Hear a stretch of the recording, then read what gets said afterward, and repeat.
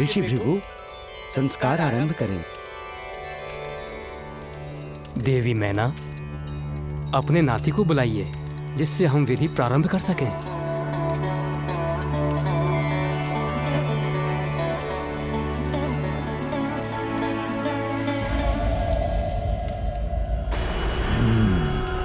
तो अब वो दुष्ट मेरे समक्ष तो आएगा। ये इतना समय क्यों लग रहा है इस विधि में?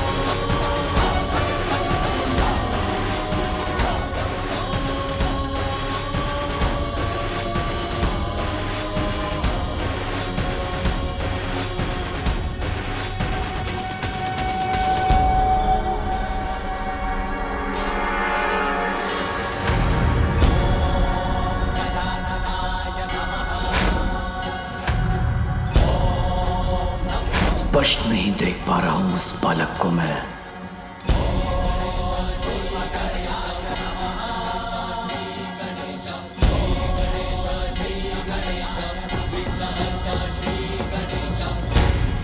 एक बार मेरी दृष्टि तो पड़े इस बालक पर, ये दिखाई तो दे मुझे।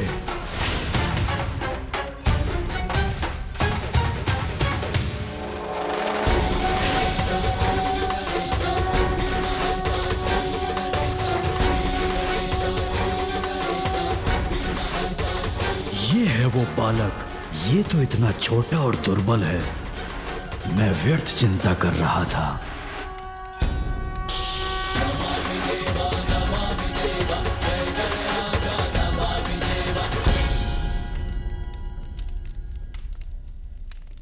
सभी देवता है यहाँ। आप सभी को मेरा प्रणाम। कल्याण हो। प्रणाम मामा जी विष्णुदेव, मामी जी देवी लक्ष्मी, कल्याण हो पुत्र। फूफा जी ब्रह्मदेव, बुआ जी देवी सरस्वती, आपको भी प्रणाम। आप सभी अतिथिगण यहाँ मुझे आशीर्वाद देने आए, ये मेरा परम सौभाग्य है। देवराज इंद्र भी है, आपको भी मेरा प्रणाम। जैसे पुष्प की सुंदरता कोई हर नहीं सकता, वैसे ही कांटों को कोई सुंदरता कैसे दे सकता है? व्यर्थ ही हो रहा है ये आयोजन। बालक और उनके माता पिता अपना स्थान ग्रहण करेंगे।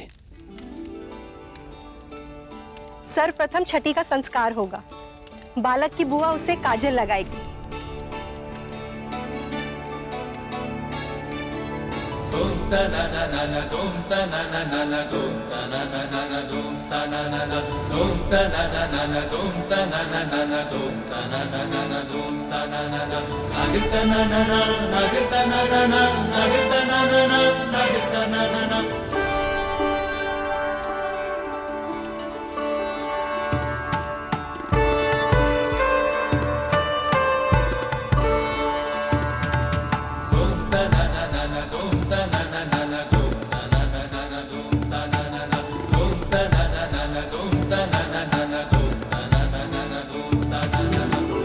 अब बालक का नामकरण होगा। अरे अरे, उससे पूर्व मुझे नेक लेना है बालक के पिता से।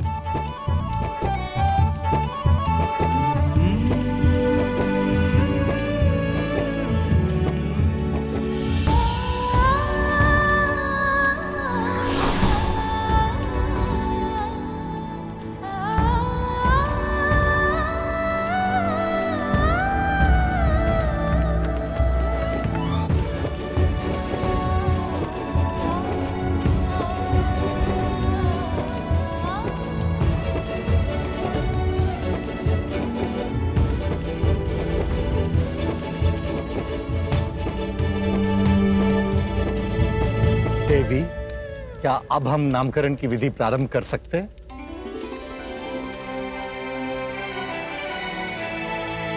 मेरे पुत्र को नाम प्राप्त होगा अब।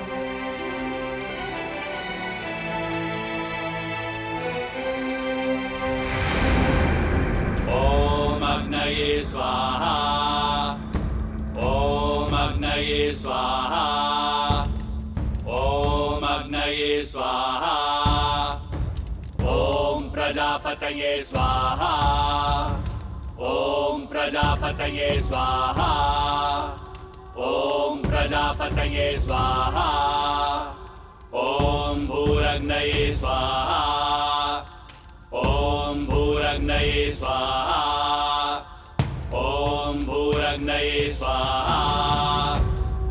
बालक की कुंडली प्रस्तुत की जाए। कुंडली? एक बार किसी प्रकार ये बालक मेरे हाथ लग जाए, फिर मैं अपने प्राणों के संकट से मुक्त हो जाऊंगा।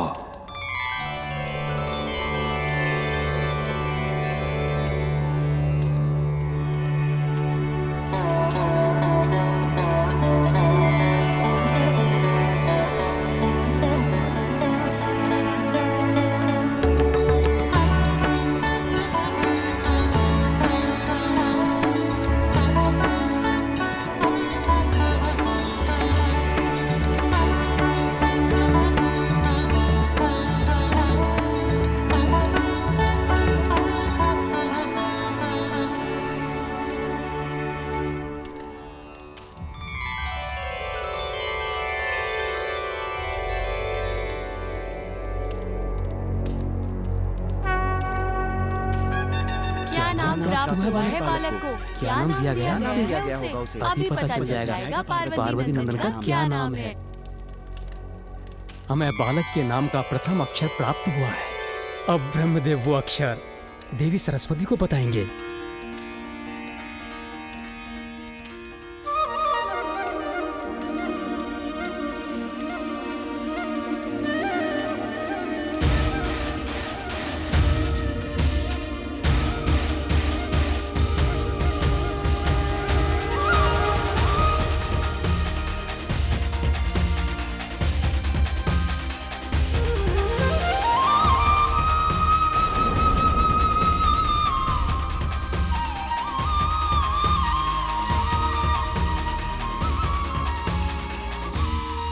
मेरे पुत्र के नाम का प्रथम अक्षर है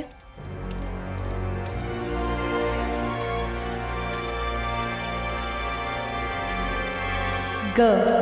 ग ग ग प्रथम अक्षर है ग। ग निकला है। ग से नाम प्रारंभ होगा।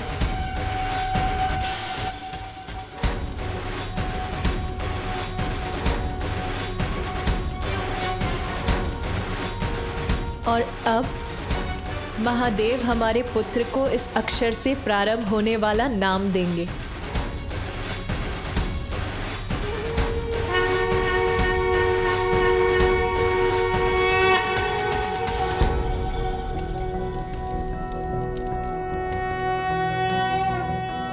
कोशिकतमोऽसि कस्यासि को नामासि यस्य ते नामा मन्महीयं त्वा सोमेनादितृपाम्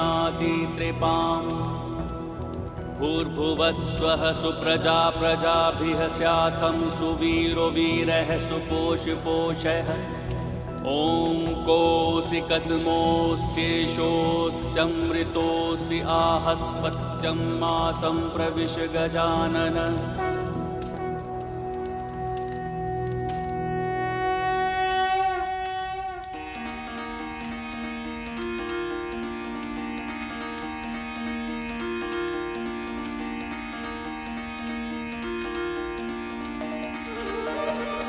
गजानन गजानन गजानन गजानन गजानन गजानन नाम। गजानन गजानन गजानन गजानन गजानन गजानन गजानन गजानन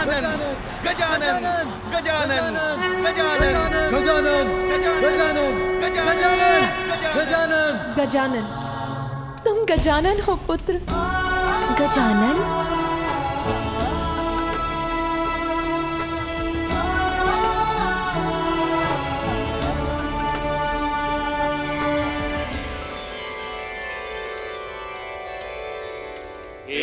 बालक त्वमायुष्मान वर्चस्वी तेजस्वी श्रीमान भूया।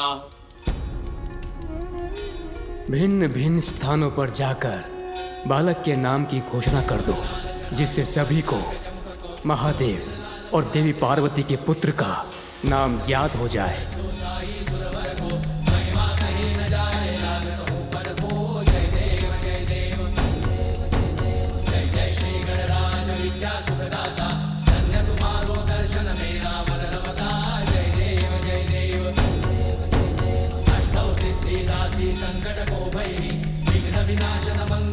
आप सबको मेरा प्रणाम।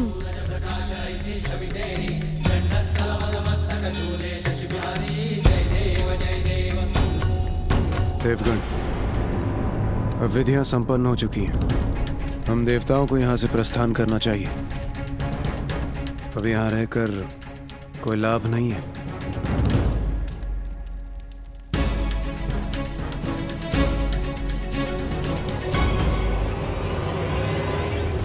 इस बालक का तो मैं अभी यही अंत कर सकता हूं। बस एक बार ये मुझे अकेला तो मिल जाए। इस प्रसन्नता की घड़ी में आप सभी हमारे साथ यहाँ उपस्थित हुए। धन्यवाद स्वरूप मैं स्वयं आप सभी का मुख लड्डू से मीठा करवाऊंगी। अर्थात और विलंब होगा हमारे प्रस्थान में।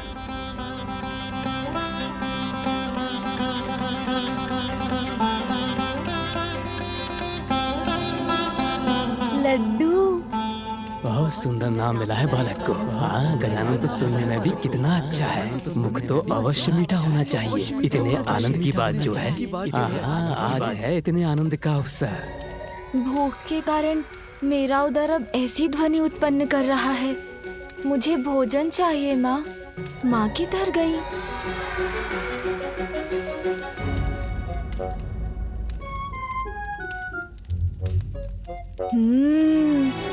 इतने सारे स्वादिष्ट फल, इन्हें ही खा लेता हूँ।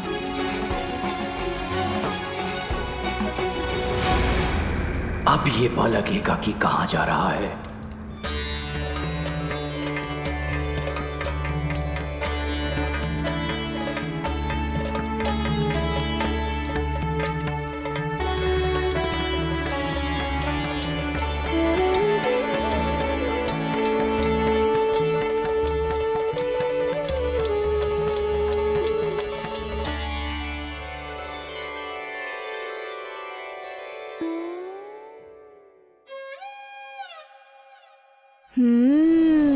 अब मैं इन्हें खाऊंगा।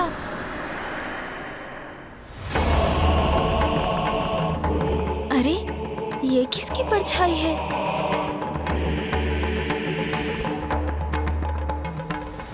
देवी पार्वती, हर्षोल्लास के इस वातावरण में आप हमें मत भूल जाइएगा। गजानन को नाम मिलने की प्रसन्नता में हमारा मुख भी मीठा करवाइए। यहाँ से शीघ्रता से जाना चाहता हूँ। ये देवी सची को समझ में नहीं आ रहा है क्या?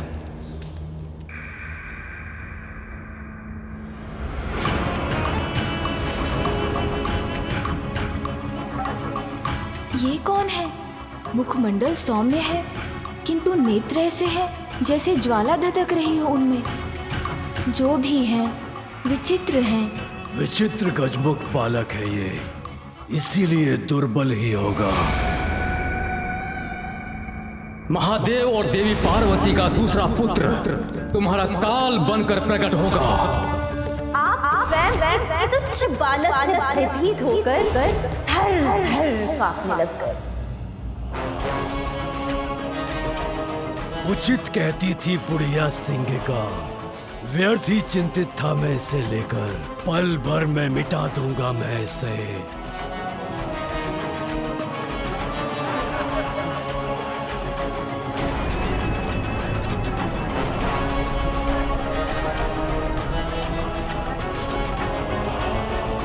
एक बार किसी प्रकार ये बालक मेरे हाथ लग जाए, फिर मैं अपने प्राणों के संकट से मुक्त हो जाऊंगा। कौन है आप? और मुझे ऐसा क्यों प्रतीत हो रहा है जैसे आपके मन में अनेकों विचार आकार ले रहे हो मुझे देखकर? तुम्हारी मृत्यु हो मैं, ये तुम्हें अभी ज्ञात हो ही जाएगा, किंतु उसके पूर्व तुम्हें यहाँ से हटाने का उपाय ढूंढना होगा मुझे।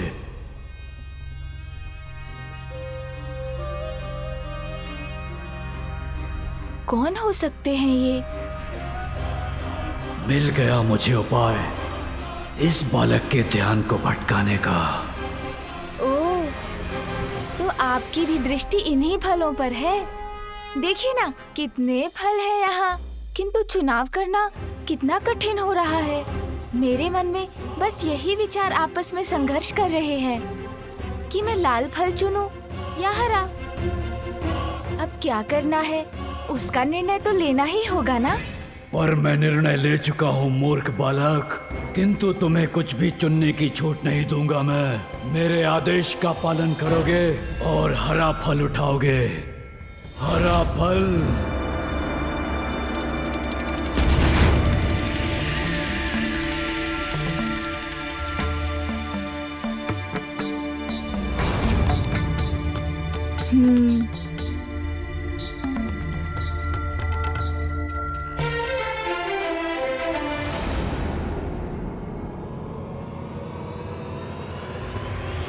विघ्न बनोगे तुम मेरे जीवन में। नहीं बालक, इसका तो एक ही परिणाम है, मेरे हाथों तुम्हारी मृत्यु।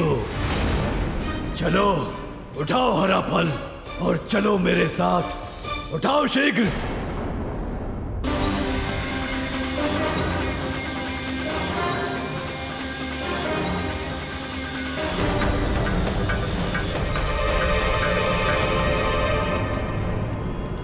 देवी पार्वती, किसका स्वर था ये? किसने पुकारा मुझे? देवी वजनी, शनिदेव।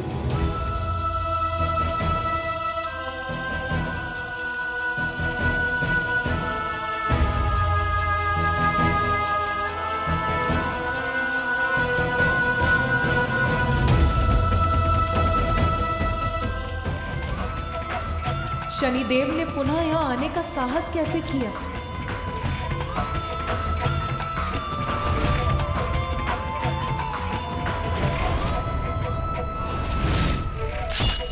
ठहर जाइए, किसी को भी भीतर जाने की अनुमति नहीं है। मुझे मेरा पुत्र पुनः चाहिए। ये शीश मेरे त्रिशूल के प्रहार से भस्म हुआ है और मेरे त्रिशूल से भस्म होकर कोई पुनः जीवित नहीं हो सकता।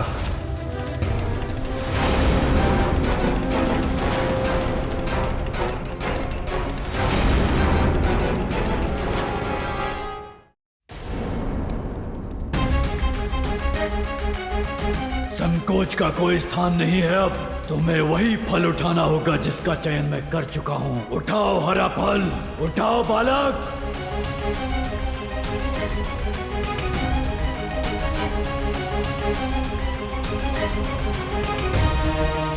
प्रतीत होता है अब ये बालक पूर्णतया मेरे वश में है। अब इसे मैं मृत्यु के मुख तक ले जा सकता हूँ।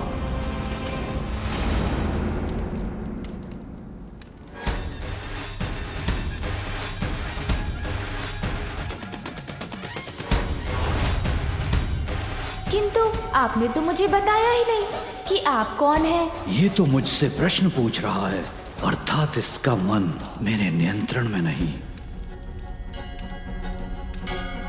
अच्छा बताइए ना, आप तो अवश्य मेरे नामकरण के उत्सव में भाग लेने आए होंगे, है ना? आपके यहाँ आने के लिए धन्यवाद। देखिए ना, मैंने तो अपना फल चुन लिया, किंतु उसका क्या लाभ? किंतु जब तक मुझे माँ अनुमति नहीं देती, तब तक मैं कैसे कुछ खा सकता हूँ?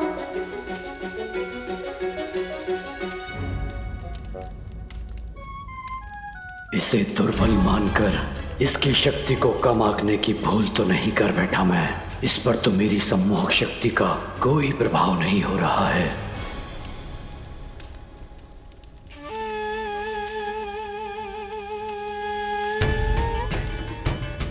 माता मुझसे बहुत बड़ी भूल हुई थी, मुझे क्षमा कर दीजिए। बड़ी कठिनाई से मैं यहाँ आपके समक्ष आकर क्षमा मांगने का साहस जुटा पाया हूँ माते। मुझे क्षमा कर दीजिए। आपने तो मुझे उसी रात्रि दंडित कर दिया था माते, जिसके कारण आज तक मेरा पांव पीड़ा से ग्रस्त रहता है। माता है आप, और माता का हृदय तो अत्यंत विशाल होता है, अपनी संतान की अनेक भूलों को भी क्षमा कर देता है। तो आज अपने पुत्र के नामकरण संस्कार के दिवस क्या आप मुझे क्षमादान नहीं देंगी माते?